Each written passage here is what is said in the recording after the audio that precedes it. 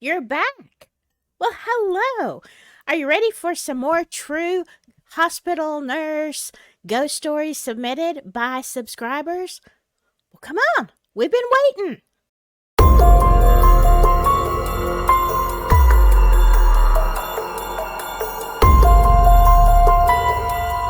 Well, hello there, my spooky friends. Yeah, we are excited, and by we, I mean me and Scully.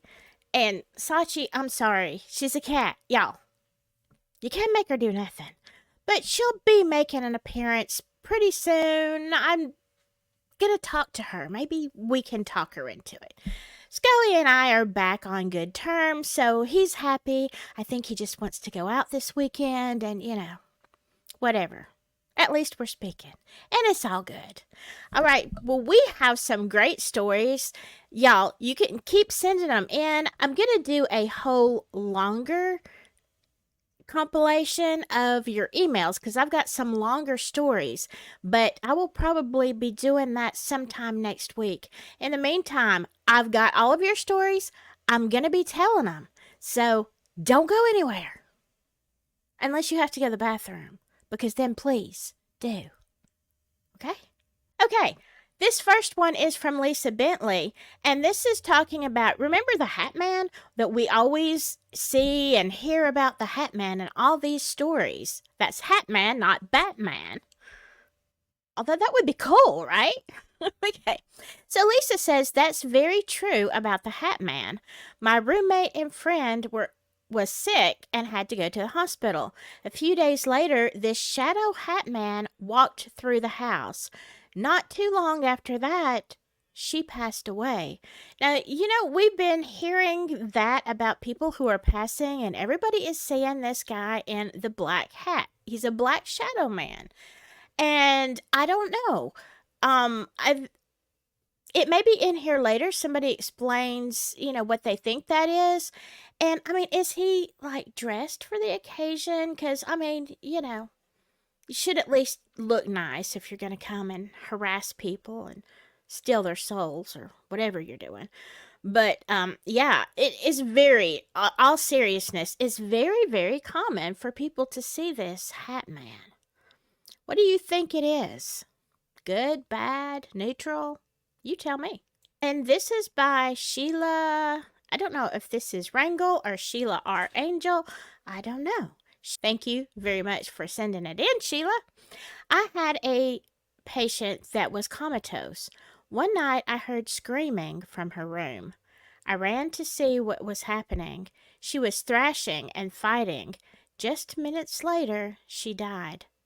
When I informed her daughter, she said, "Mama saw hell for what she did to us. It chilled me to the bone." This has been 40 years ago. Whew, that's a heavy one.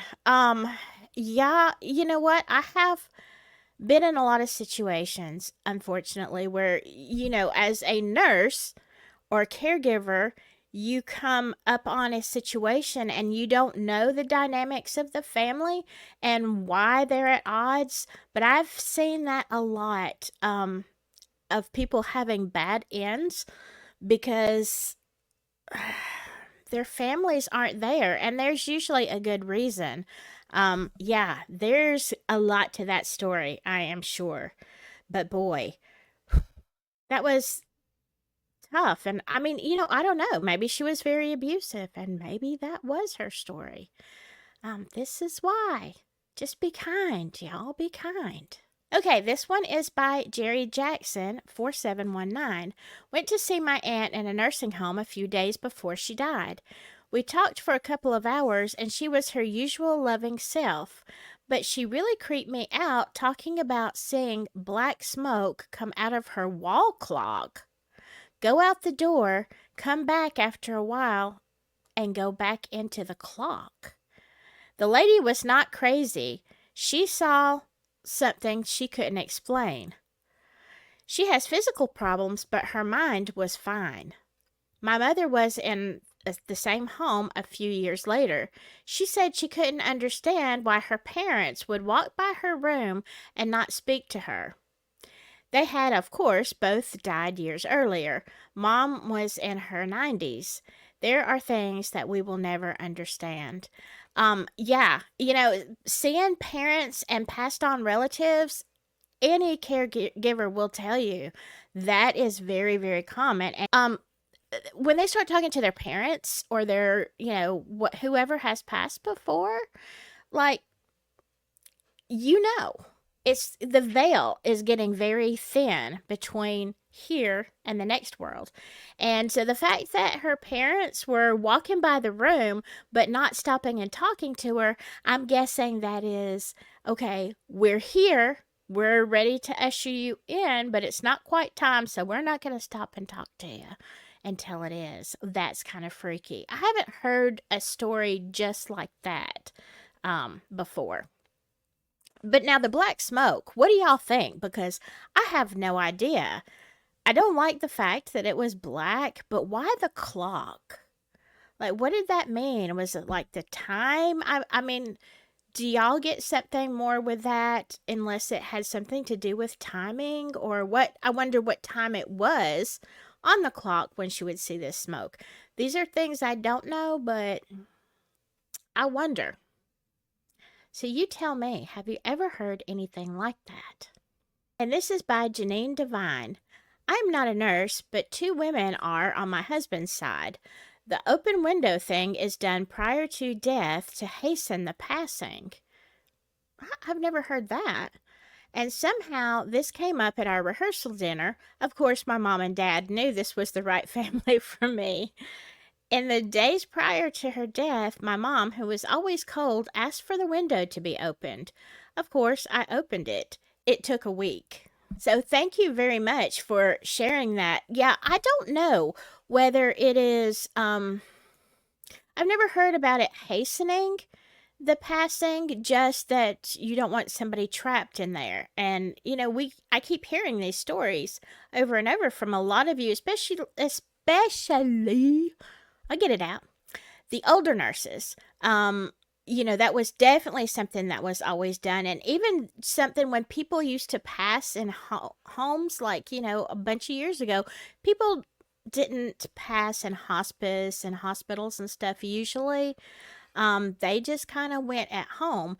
And this was something, especially in the South, but you would cover the mirror, right? I've got videos on mirrors and stuff like that. If you haven't seen it and you want to, let me know and I will give y'all the link for that. It is in my somewhere on this channel. But yeah, it is a real thing, and some very spooky tales come out of situations where the mirror wasn't covered or the doors, windows, etc. weren't opened. So, yeah, just be safe. Just do it, right? Okay, this is by Carrot Wonders. I love this name. This is so cute. I've worked at a hospice and rehab facility for just over 2 years. We have all seen our fair share of spooky happenings. I work at the front desk overnight, not far from physical therapy, where the only non-motion lights have a mind of their own after 11 p.m. And when someone is at death's door, invisible hands, start knocking on the wall of glass windows around our 3 main doors. Wow, so this happens after 11. Ooh, that's a little spooky. Non-motion lights? Yeah. Knocking gets me. Okay, I'm going to be honest with you. I don't want to hear anything knocking. Jeez. I wonder, does anything happen after that? Or is this like a nightly thing? Does everybody hear it? Or is it just sometimes prior to, having someone pass away? I don't know. Timothy McGuire. I am not a nurse. I and my family were with my father-in-law in the hospital. He was ill, but not terminal or in danger of passing. We were talking, and across the hall and up one room was a man who was babbling and screaming incoherently off and on. It was apparent that he was suffering from mental issues. Oh my goodness.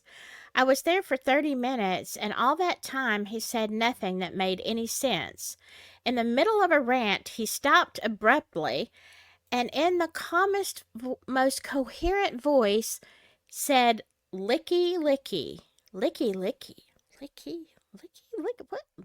What is that? Okay. Oh, Licky Licky. That's odd. And then started babbling again. The strange, wild thing about this is that my father in law's dog, who passed a few years earlier, was named Licky Licky. Oh. Everything went silent in both rooms. That chilled all of us to the bone. As the man started screaming again, I asked everyone if they heard what he had said, and they all said yes. We couldn't see him, and he couldn't see us. I guess because where the rooms were. Wow. Okay, so Licky Licky had passed. That's a cute name. I've just never heard it. Okay, like, was the spirit of the dog, like, there in the hospital with the family? And then this other guy, how did he know that his name was Licky Licky? Because I don't think I've heard a lot of people babbling and a lot of mental illness. I'm very accustomed to that. I know exactly what you're talking about. But nobody has ever stopped and said Licky Licky. So I don't know. What do y'all think? Do you think it was the dog? That's the only explanation I can think of. Somebody's got a better one. You let me know. And this one is by Jerry Ramirez. I worked at a hospital in Metro Detroit back in the early 90s, and in fact worked the night shift. Yeah, lucky you. The ghost shift. We had many weird and inexplicable things happen at weekend hours of the night. One that I recall vividly, I had just taken vitals of one of my patients and was charting them in the patient's chart on the counter of the nurse's station. Suddenly, I hear a loud gasp, and when I looked up, I saw the phone receiver dangling in midair. What? Dangling in midair by unseen hands. Uh, no. Then suddenly fall onto the base of the phone. Whoa! Oh my gosh. I immediately walked towards the phone, and when I did, I felt a quick blast of cold air seemingly whoosh past me. Everyone who was tired and sleepy was wide awake. I'll bet y'all were.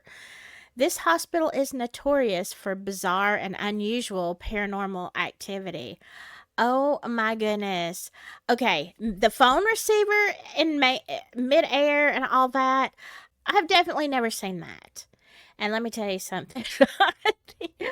I think I would have had to go out, take a, air break, smoke break. I don't know, something after that. Wow. But I guess that's something that you said it's got normally unusual paranormal activity.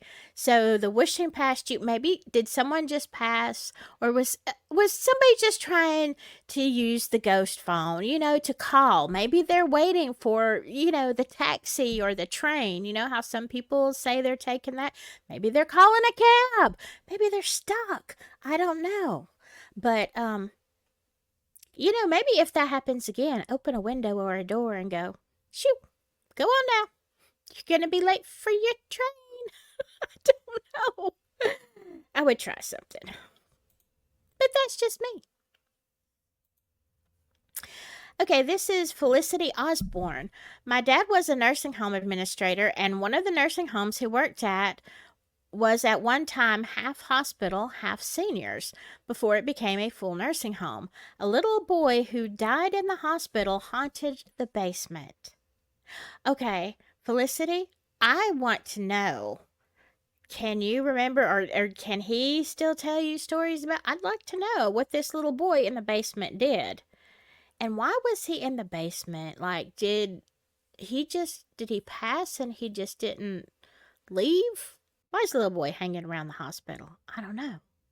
These ghosts seem to like hospitals, though, for whatever reason. Beats me. All right, this is by Meat Dog. I love y'all's names. It's just so funny. Family nurse practitioner for over 50 years, and I have a book full of haunted hospital and ghost stories. Oh my goodness. Share them, share them. So do my fellow nurses. In training, our third floor stairwell floor patient rooms were incredibly haunted. The floor was closed due to this because nobody would work on that floor. It continued to be haunted after it was closed down. Oh, wow. Yeah, I would love to hear some of those stories, Meat Dog. And also, like, look, I have known hospitals that they literally just, it was so paranormal. And, you know, a lot of times in these hospitals, they would start to renovate and then they couldn't keep workers there, or there was so much stuff going on, um, that they would just shut part of the hospital down. And you knew, they were just like, yeah, that place is pretty haunted. I worked at a hospital one time where they said when you get off the elevator on this certain floor that nobody used, like, they had a lot of, it was like where you would shoot a movie, the creepy hospital with, that's just dark and have a lot of equipment, kind of storage sitting around up there. I never saw anything of all the paranormal things I've experienced. I never had any experiences in this hospital that is very haunted, according to people. But they said, if you accidentally get off on that floor, yeah, be prepared because you're probably going to see some nuns, ghost nuns standing there. Like, oh, no, that's all right. I'll just go to the cafeteria. Okay. Um, okay, this is by Patriodamus. Patriodamus. Did I say that right? We had one room that had been associated with being cursed. Oh wow. One night, as a house supervisor, I was walking the hall with a CNA when we passed by this room. We had someone pass in that room the night before. When we were passing by, I saw a shadow in the room that disappeared as soon as I saw it. I told the CNA to expect some odd activity that night. A few minutes later, the call light went off on its own. Well, okay, so there was like a specific room here that seemed to be more haunted. That is true. Some places do have like more activity in some spots in some rooms. But yeah, well, at least you warned her, right? All right, next up, Serenity Star. I've heard so many hospital and nursing home stories of black shadows being seen right before a death. Yes, we automatically think of something black as negative, but maybe it's the angel of death coming to collect the person's soul and not a negative thing. Well, actually, I guess it could be. He wears a hat. He comes dressed. He's looking good, I guess. So there you go. Um, Maybe it is the angel of death. And maybe that's why, and maybe we shouldn't be scared. Maybe it's just a, heads up. It's time to go. Time to catch that train. What do y'all think? This is by Erica, 1798. At separate times, I and a coworker heard three knocks on my back car windows shortly after my grandfather passed, then a year later when my grandma passed on my mom's side, and no one was there. So, see, here again are those three knocks. Like, what does that mean? We've talked about this a lot. Y'all have a lot of opinions on what the three knocks are. I don't know. Why are they knocking? Why are they knocking when somebody passes? Like, I really don't get that. Unless they're seeing a door and they're like trying to go out. They're like, "Hey, somebody open the door." I don't know. I really have no explanation as to why the three knocks. Okay, here's another one just by a user. I work nights cleaning in a tall building. A bank was on the first floor. It was definitely haunted. We saw and heard things that were unbelievable. Definitely believed in spirits after that. I hear they are earthbound for some reason. Just got used to it after a while. We would just laugh at break time and say, "Well, you'll never guess what I just saw or heard." Everyone who worked there experienced it. Some people would work a day or two and then quit. One lady worked one night. She could see them. She said they were everywhere. Okay. One even got physical and pushed her. I saw it with my own eyes. She never came back. Oh, wow. Yeah, first of all, ghosts shouldn't be bullies. Scully. And, you shouldn't be pushing people, all that kind of stuff. So, yeah. And, if you are a person that sees all this and they're everywhere, like, my question is, why are they all there? Nobody's opening the windows or the doors or let these ghosts out. Why are there so many? I don't know. Just something to think about. All right, I think I am going to end this one here, and I have so many more stories. So, if you are interested in ghost stories, true ghost stories, please hit the like and subscribe. I would love to have you as a regular subscriber. Please submit your stories. Remember, you can email me at Avalon Cottage, and that will be all one word, at Gmail. Avalon Cottage at Gmail. If you have a longer story or you just don't want to type it there in front of everybody, or you have special instructions like you want to share your story but you don't want to share your name, okay? I hope you all have a beautiful weekend, and I will see you soon. We're going to see how going out on the town does for us this weekend. At least he's in a better mood. All right, whatever you do, just remember to stay spooky, y'all. Bye-bye.